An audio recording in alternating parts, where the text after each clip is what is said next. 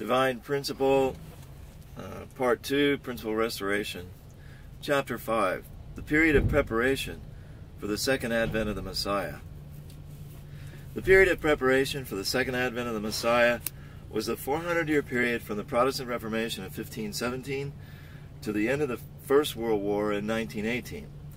The character of this period was already summarized in comparison with the parallel period of preparation for the advent of the Messiah, but a more detailed examination will be made here. With respect to the providence of restoration, this period is divided into three periods: the period of the Reformation, the period of religious and ideological conflicts, and the period of maturation of politics, economy, and ideology. Section 1. The period of the Reformation. The 130-year period of the Reformation began in 1517 when Martin Luther raised the banner of Protestant Reformation in Germany and lasted until the wars of religion were settled by the Treaty of Westphalia in 1648. The character of this period was shaped by the Renaissance and the Reformation, both products of medieval feudal society. When the purpose of God's providence through medieval society was not fulfilled, the direction of providential history shifted, and God worked to establish anew the foundation for the second advent of the Messiah through the Renaissance and the Reformation. Therefore, we cannot understand the nature of this period without studying these two events.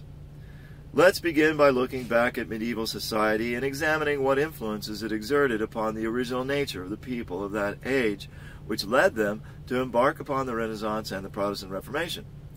In the late Middle Ages, man's original mind was repressed, its free development blocked by the social environment of feudalism and the secularization and corruption of the Roman Church. Faith is the path each person must walk in search of God. Faith should be nurtured through a direct vertical relationship between God and each individual. Yet in that age, the papacy and the clergy, with their rituals and dogmas, constrained the people's devotional life. Moreover, the rigid social stratification of feudalism didn't allow for religious freedom. Meanwhile, religious offices were bought and sold. Bishops and priests often exploited their offices to lead lives of luxury and decadence. As a consequence, the papacy lost its sanctity and became no different than other institutions of worldly power. It lost the ability to guide the spiritual lives of the people. In this way, the social environment of the late Middle Ages blocked the path through which the original nature of people could be restored. Fettered by such circumstances, medieval Europeans were prompted by the impulses of their innermost hearts to break down their social environment to open the way for the restoration of their original nature. Our original nature may be divided into two aspects, internal and external. Let's examine this with reference to the principle of creation. As a substantial object partners to God in image, we resonate with his dual characteristics and bear the likeness of his original internal nature and original external form. The give and take between our internal nature and external form is the basis upon which we exist and thrive. He accommodates.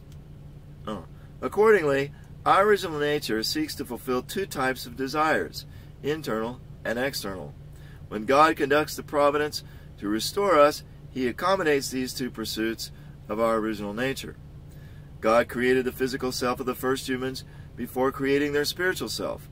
Accordingly, in the providence of restoration, God recreates us by first restoring what is external and then what is internal. It was explained earlier that we fallen people can make the substantial offering, which is internal, only after successfully completing the symbolic offering, which is external.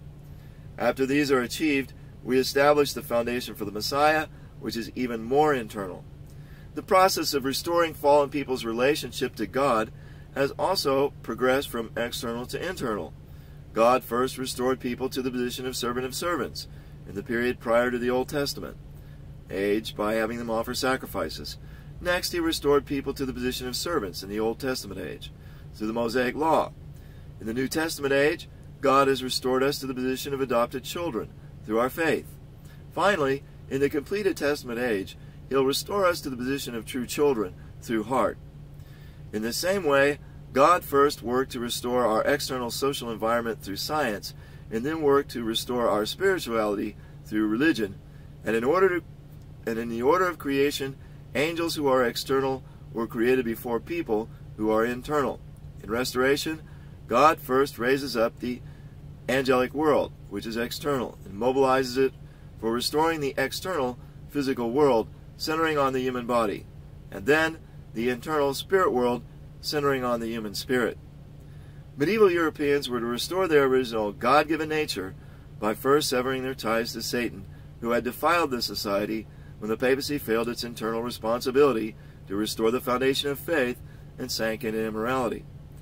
As people pursued the recovery of the internal and external aspects of their original nature, the thought of the age branched out into two movements to recover the heritage of the past, which we distinguish in relative terms as Abel type and Cain type. The Cain type movement began as a revival of Hellenism, the culture and philosophy of ancient Greece and Rome. It gave rise to the Renaissance, whose core value was humanism. The Abel type movement began as a revival of the Hebraic heritage of Israel and the early Christian church. It gave rise to the Protestant Reformation, whose core value was faith in God. The trends of Hebraism and Hellenism had formed long ago and had encountered each other several times in the course of prior history. From 2000 BC, the Minoan civilization flourished on the island of Crete, succeeded by the Mycenaean civilization on the Greek mainland. By the 11th century, these civilizations had created a Cain-type Hellenic civilization, whose guiding ideology was humanism. Around the same time in the Near East, the Abel-type Hebraic civilization was born, with Jewish monotheism as its guiding ideology. This was the period of the United Kingdom. Had the kings of Israel in that period laid the foundation for the Messiah and received him, this flourishing Hebraic civilization could have assimilated the waning Hellenic civilization to form one worldwide civilization.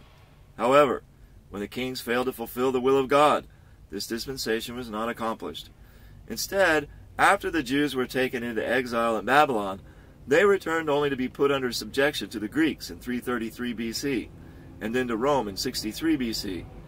Thus, during the centuries leading up to and including Jesus' time, Hebraism was placed under the dominion of Hellenism. Had the Jewish people honored Jesus and united under him, the Roman Empire would have become the Messianic kingdom under the reign of Christ. Hebraism then would have assimilated Hellenism to form one worldwide Hebraic civilization. Instead, when Jesus was rejected and this providence was frustrated, Hebraism remained under the subjection to Hellenism. In 313 AD, Emperor Constantine officially recognized Christianity by the Edict of Milan. From that time on, Hebraism gradually began to overcome Hellenism. By the beginning of the 8th century, it had formed two civilizations, Eastern Orthodoxy and Roman Catholic Christianity.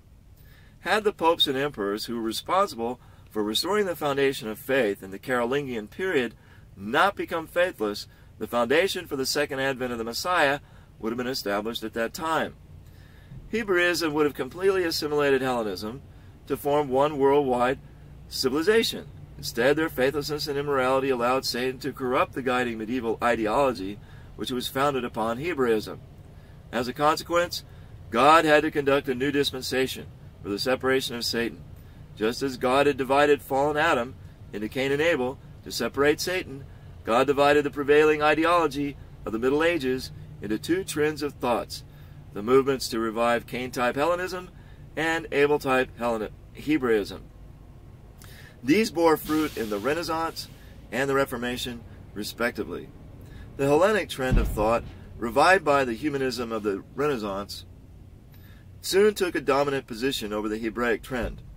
This period was thus to restore, through parallel indemnity conditions, that phase in the period of preparation for the advent of the Messiah, when the Jewish people were under the dominion of the Greeks, and Hebraism was under subjection to Hellenism.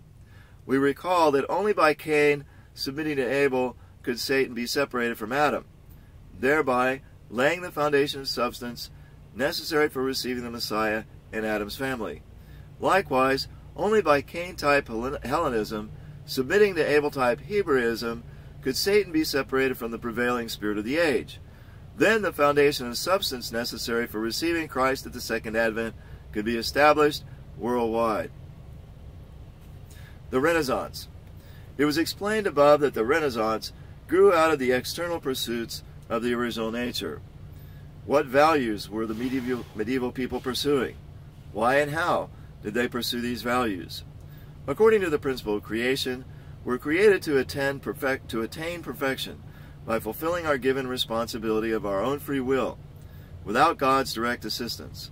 We are then to attain oneness with God and acquire true autonomy. Therefore, it is the calling of our original nature to pursue freedom and autonomy. A person of perfect character understands the will of God and puts it into practice through his own insight and reason, without the need to rely on revelations from God. Hence, it's only natural that we pursue reason and understanding. We also are endowed with a God-given right to master the natural world, to tame and cultivate it in order to create a pleasant living environment, by investigating the hidden laws of nature through science. Hence, we value the natural world, pursue science, and esteem the practical life. In medieval feudal society, the original human nature had long been repressed. Hence, people were all the more ardent in their pursuit of these values, which arose from the external promptings of their original nature. They began to probe into the classical heritage of Hellenism, which they imported from the Muslims as a result of expanded contacts with the East after the Crusades. The classical Greeks and Romans had pursued the external aspirations of the original nature. They valued freedom, autonomy, reason, the natural world, and the practical life. They developed the sciences to a considerable degree. Since these were in full accord with the desires of the original nature, in medieval man, the movement to revive the ancient heritage of Hellenism caught fire. Renaissance humanism thus rose to prominence. The Renaissance came to life in the 14th century Italy, which was the center of the study of the classical Hellenic heritage. Though it began as a movement imitating the thought and life of ancient Greece and Rome, it soon developed into a wider movement which transformed the medieval way of life. It expanded beyond the sphere of culture to encompass every aspect of society, including politics, economic life, and religion. In fact, it became the external driving force for the construction of the modern world. The Reformation. The providence of restoration, centering on the medieval papacy, did not bear fruit due to the secularization and decadence of the church leadership. Consequently, as the people advocated humanism, they also rebelled against the ritualism and rules of the church which were constraining their free devotion. They fought against the stratified feudal system and papal authority, which deprived them of autonomy. They protested against the medieval view that faith required unquestioning obedience to the dictates of the church in all areas of life, which denied them the right to worship God according to the dictates of conscience, based on their own reading of the Bible. They also questioned the otherworldly and ascetic monastic ideal, which devalued the natural world, science, and the practical affairs of life. Out of these grievances, many medieval Christians revolted against the rule of the papacy. Accordingly, as medieval Europeans sought to realize the external aspirations of their original nature, they also began to pursue its repressed internal aspirations. They called for the revival of the spirit of the early Christianity, when believers zealously lived for the will of God, but guided by the words of Jesus and the apostles. This medieval movement to revive Hebraism began with John Wycliffe, a professor of theology at Oxford University, who translated the Bible into English.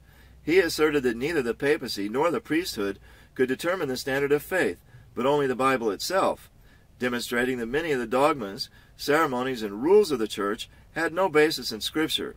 He denounced the priesthood for its decadence, exploitation of the people, and abuse of power. The Protestant Reformation thus had roots in 14th century England, when papal dignity was at a low point. Similar movements for reform also arose in 15th century Bohemia and Italy, but they were crushed and their leaders executed.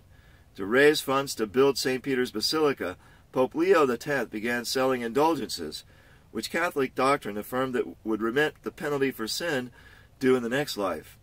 When this indulgence was proclaimed in Germany in 1517, a movement to protest this abuse ignited a fuse which exploded in the Protestant Reformation under the leadership of Martin Luther, 1483 to 1546, a professor of biblical theology at the University of Wittenberg.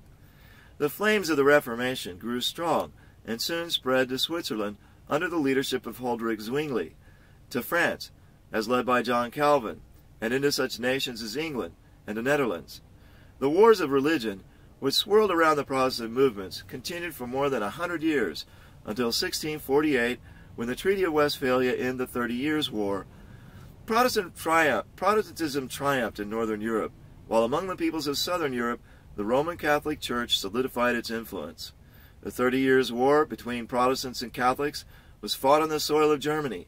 However, this conflict was not simply a religious war.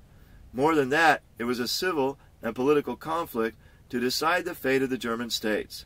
The Treaty of Westphalia, which concluded this war, was both a religious settlement, which established an accommodation between the Protestants and Catholics, and a political settlement, which resolved the international territorial disputes among such nations as Austria, France, Sweden, and Spain. Section 2. The period of religious and ideological conflicts from 1648 to 1789.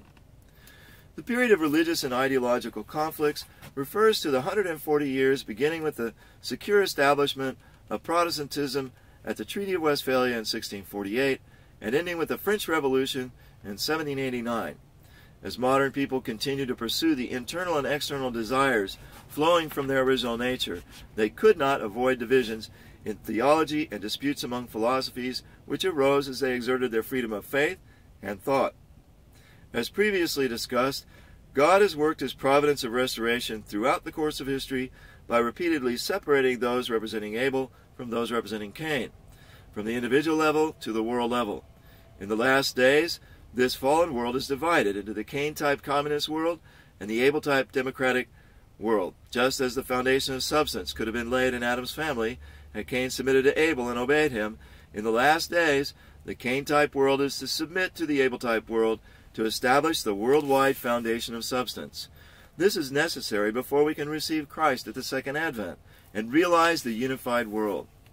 For this to happen, the two views of life which would later mature into these two worlds had to be developed in this period. The Cain-type view of life. The pursuit of external aspects of the original nature first aroused a movement to revive the ancient heritage of Hellenism and gave birth to the humanism of the Renaissance. Renaissance humanism opposed medieval culture by elevating the dignity of human beings and the value of the natural world over devotion to God and religious dedication. The medieval mind had prized obedience to God while belittling the natural world and regarding the human body as base and even sinful. The Renaissance established a new perspective on life, one which exalted the value of human beings and nature and sought to understand them through reason and experience, logic and experiment.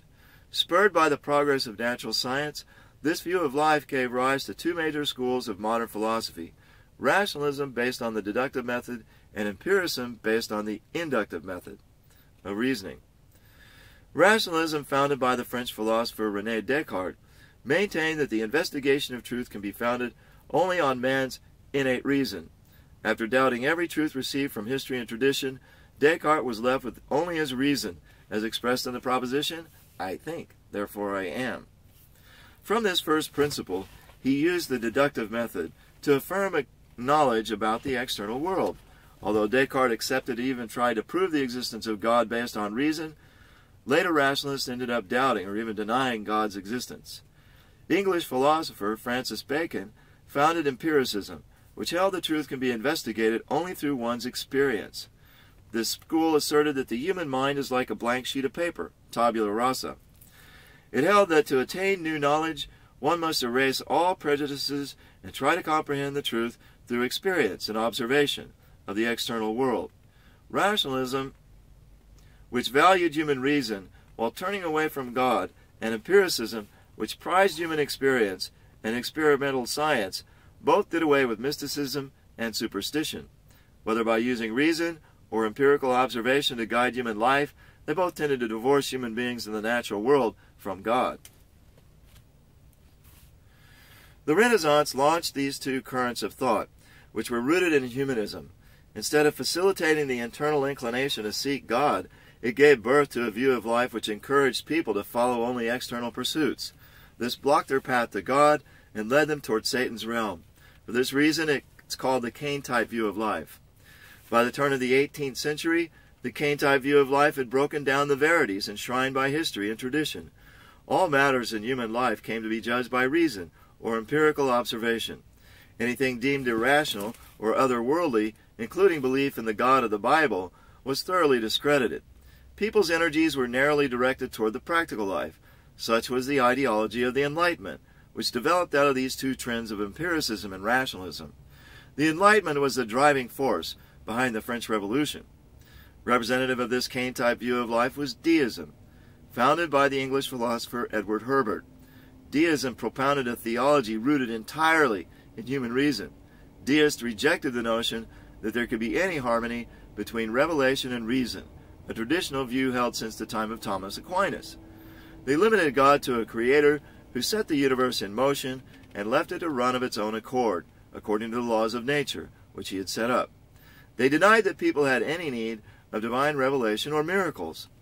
In the beginning of the 19th century, the German philosopher George W.F. Hegel made a comprehensive synthesis of 18th century idealism. However, many of the followers of Hegel were influenced by the atheism and materialism of the French Enlightenment, and propounded the school of left-wing Hegelianism, which turned the logic of Hegel's dialectic on its head. David F. Strauss, a left Hegelian, wrote The Life of Jesus, which denied the Bible's accounts of Jesus' miracles as fabrications by his credulous followers. Ludwig Feuerbach argued in The Essence of Christianity that God was nothing other than the projection of people's inward psychological nature. Their arguments became foundational for modern atheism and materialism. Karl Marx and Friedrich Engels systematized the logic of the left-wing Hegelians as dialectical materialism. They were influenced by Strauss and Feuerbach and also by French socialism. They combined dialectical materialism with atheism and socialism to create the ideology of communism.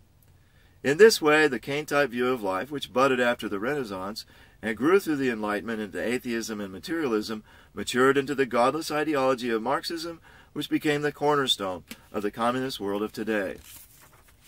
The Able-type view of life. Some people regard the progress of history from the medieval to the modern world as a process which has alienated people from God and religion. This is because they view history according to the Kane-type view of life. The original nature, however, not only pursues external values, it also seeks internal values. As medieval people were prompted by their original nature to pursue internal values, a movement arose to revive Hebraism, which bore fruit in the Protestant Reformation. The Reformation spawned philosophies and religious teachings which developed a multidimensional view of life, seeking to realize our God-given original nature of human beings. We call this the Able-type view of life. Even as the Kane-type view of life led away from God and faith, the Able-type view of life guided modern people to seek God in a deeper and more thoughtful way. The German philosopher Immanuel Kant analyzed philosophically the internal and external pursuits of the original nature, thus pioneering the Able-type view of life in the philosophical sphere. In his critical philosophy, he assimilated the conflicting theories of empiricism and rationalism. According to Kant, our various sensations occur by contact with external objects. These alone may give us the contents of cognition, but cannot actualize the cognition itself. To have full cognition, one must possess certain forms of intuition and thought which are a priori and transcendental, with which to unify the various contents which are a posteriori and experiential, through a synthetic judgment. These forms of intuition and thought are the very subjectivity of the self. Therefore, cognition is actualized when the various sensations coming from external objects are integrated and unified with one's subjective forms of the spontaneous action of thinking and understanding. Thus, Kant overturned empiricism, which held that cognition is determined by external objects, and established a new theory that cognition is governed by the subjective mind. Kant's philosophy was succeeded by a number of idealist philosophers: Johann Fichte, Friedrich Schelling, and Hegel. Hegel, in particular, pioneered a new philosophy based on the Hegelian dialectic. Their idealism solidified the Able-type view of life in the field of philosophy. In the religious sphere, new movements emerged which deposed the prevailing influence of rationalism and religion and stressed the importance of religious zeal and the inner life. They valued mystical experience over doctrines and rituals. For example, Pietism appeared in Germany under the leadership of Philip Spener. This movement had a strong conservative bent and adhered to the traditional faith while simultaneously emphasizing mystical experience. Pietism spread to England and flourished among the faithful there, giving rise to new church movements including Methodism, founded by the Wesley brothers, John and Charles, and their work brought about a great revival in England, which had been in a state of spiritual stagnation. George Fox, the English mystic who founded the Quakers, asserted that Christ is the inner light which illuminates the souls of believers. He insisted that unless one first receives the Holy Spirit and joins a mystical union with Jesus and experiences Christ's inner light, he cannot understand the true meaning of the Bible. The Quakers endured severe persecution in England, but eventually prospered in America. Emanuel Swedenborg was a renowned scientist whose spiritual senses were awakened, and he began a systematic investigation of the spirit world and discovered many of its secrets. Although his research was long ignored by theologians, recently an increasing number of people have communicated with the spirit world. Its value is gradually being recognized. In these diverse ways, the Pt2 view of life is maturing to form the democratic world of today.